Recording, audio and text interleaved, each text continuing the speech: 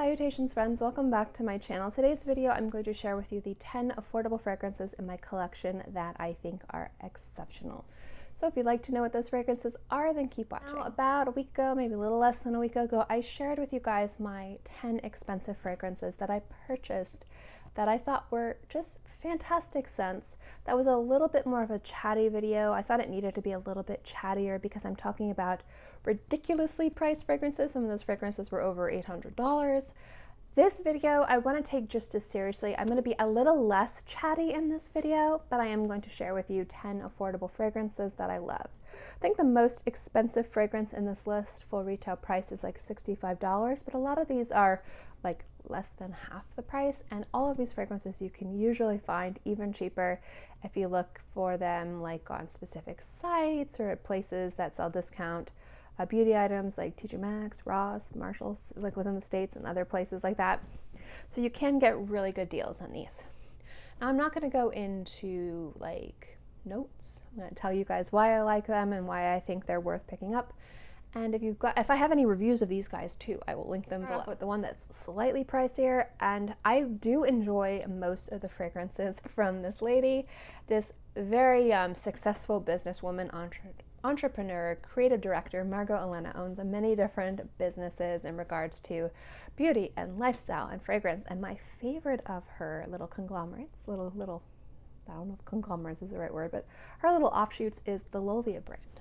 And Lolia Wish is a beautiful kind of honeyed sweet fragrance that has a bit of brightness and acidity to it. It is $65. You can find it cheaper, but what I like about this is it smells way more expensive than what you pay for it. It smells like more of a designer fragrance you'd probably pay like $100 to $150 for. Think along the lines of Dolce & Gabbana, Gucci, and Chloe. This kind of reminds me, this specific fragrance to me has that whimsical youthfulness that Chloe fragrances have.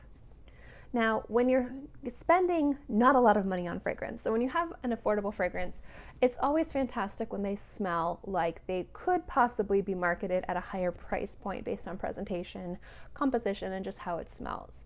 And a lot of times what you're looking at is more affordable fragrances maybe smelling like their designer scents. So fragrances that you spend $20 for that you could probably see a brand that sells fragrances for $80 to $120 selling. It's always great. Expensive fragrances should always smell like you spent a lot of money on them, because if you're going to spend $500 to $800 on a bottle of perfume, you do not want it to smell like something that you spent $100 on. That's like such a waste of money. That's part of the price you're paying, is that you smell like you spent money. That doesn't mean that it has to smell opulent. It doesn't have to smell complex, but it has to smell, something about it has to kind of smell like you spent a lot of money on it. Now, the awesome thing is cheap fragrances, when they smell like they're more money, are fantastic, because if you have a $20 bottle of perfume and it smells like a fragrance that you'd spend $100 on, then that's awesome. It doesn't mean that you have to smell like you spent $100, but if you bought something and it smells a little bit more elevated, a little bit more like a designer fragrance, that's always, generally a good thing. And I think Lolia fragrances do a really good job of that. Another house that in a lot of cases smells a little bit more money than it is, I wouldn't say like, a $20 bottle of perfume to $100 bottle of perfume, but some of these fragrances do smell amazing and worth more than 20 bucks, is from Solo Notes, and the one that I specifically want to reference is Ylang. Now, the reason why I like this is a lot of times when you have white floral fragrances, it can get lost in a sea of other white flowers. And one of the things that I look for in a beautiful white floral dominant fragrance is just the banquet of white flowers work well together, where it doesn't smell suffocating or too heavy or too muddy. Or if you have a very distinctive white flower, can you smell the unique characteristics of that? And what I like about Ylang is that it just smells beautiful and creamy and easy to wear, and it just has this beautiful like specific nuances that I find just work really well in this composition. Now, this is a fragrance that has notes and accords, but it comes together to smell like beautiful ylang ylang, but at the same time, it smells like a more designer approach to a white floral fragrance, and I think a very successful one at that. Now, I keep looking down because I got a lot of bottles to look at. Probably the cheapest fragrance on my list is another example of a very distinctive white floral, and it's Orange Blossom. If you are familiar with my channel, you are familiar with this little orange. This is from Floralinda Perfumes.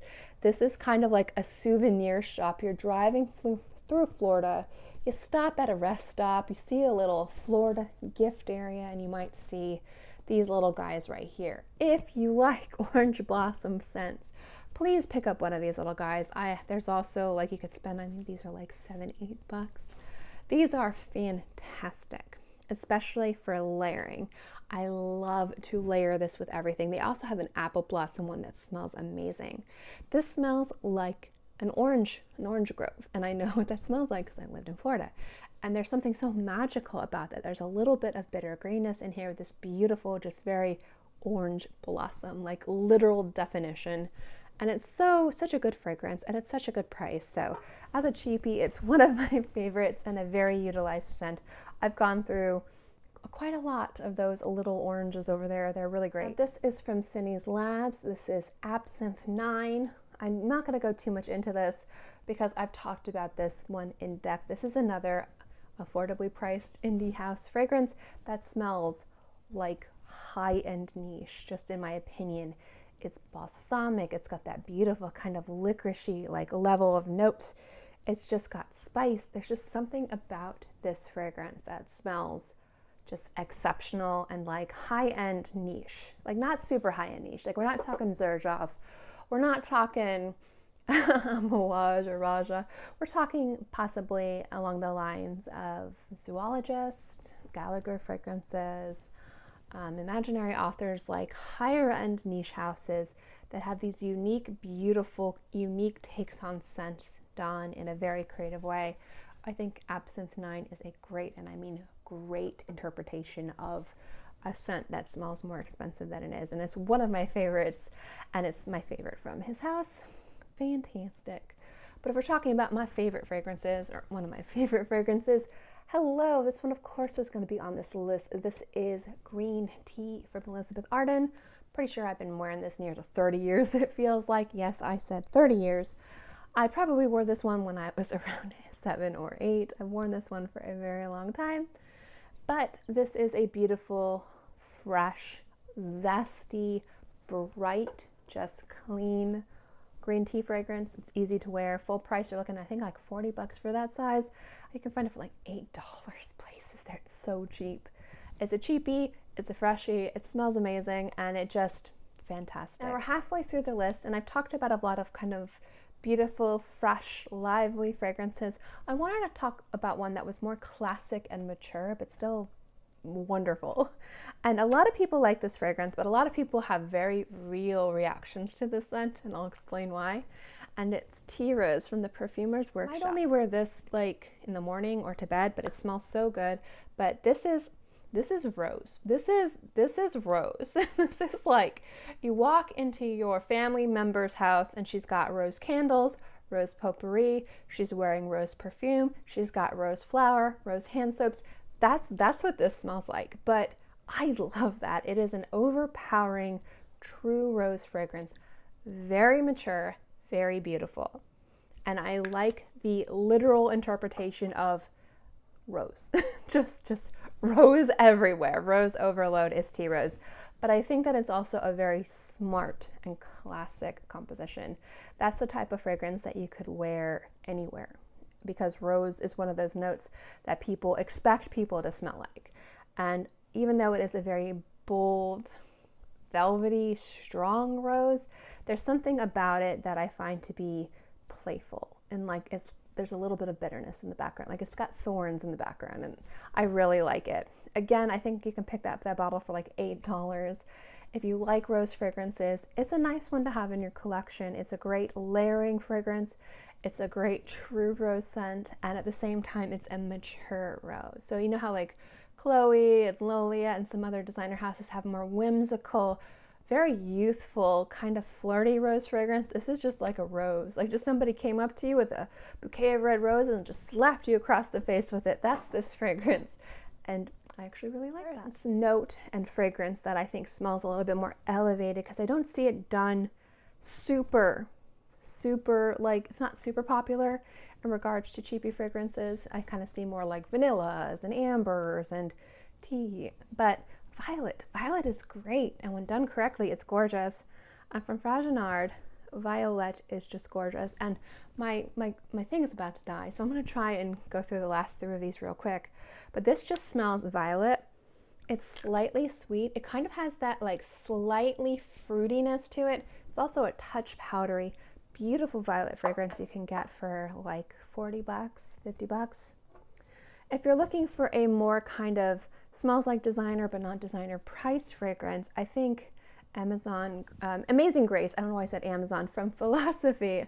Amazing Grace Ballet Rose is excellent. This smells beautiful. This smells the opposite of tea rose. There's something youthful about this, but it's a little bit more mature than Lolia, and just a touch. Like, there's something about this that smells timeless. It's really easy to wear. It's beautiful. It's slightly like watery rose, like a garden rose, but it does have some aromatic levels to it and some beautiful brightness, like a beautiful brightness in that scent. The last 2 we're going to talk about, because again, I don't want my thing to die, because I'm watching it trying to die, are 2 gourmands, and we have mulled cider from Demeter and cookies and kisses from Clinique. This one smells so good, spiced and sexy and like fantastic projection. If longevity and projection are important to you, this has it. A little bit of fruitiness.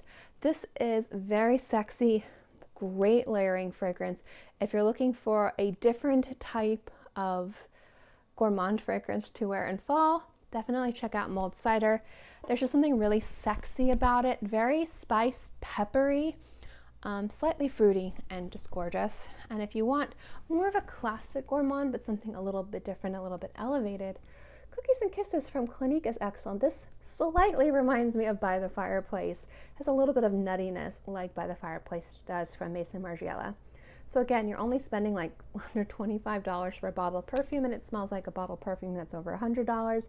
And it's just really sexy. It smells like a tray of cookies, but slightly nutty, slightly spiced, just really, really beautiful and really, really attractive. I try to be a little bit more poignant at the end of my videos, but I just wanted to share some cheapies with you guys that I love, some fragrances in my collection that I bought, I paid for these, that I think are excellent. Even though they have affordable prices, they do smell and perform beautifully, and I think that they are definitely things that I use and utilize, so they definitely have a home in my collection. So even though they're cheap, they're still excellent, and price doesn't mean anything in fragrance. And these definitely, even though they're affordable, definitely are worth their weight in gold. So thank you guys so much for watching this video. I hope you enjoyed it, and I'll see you guys next time. Bye.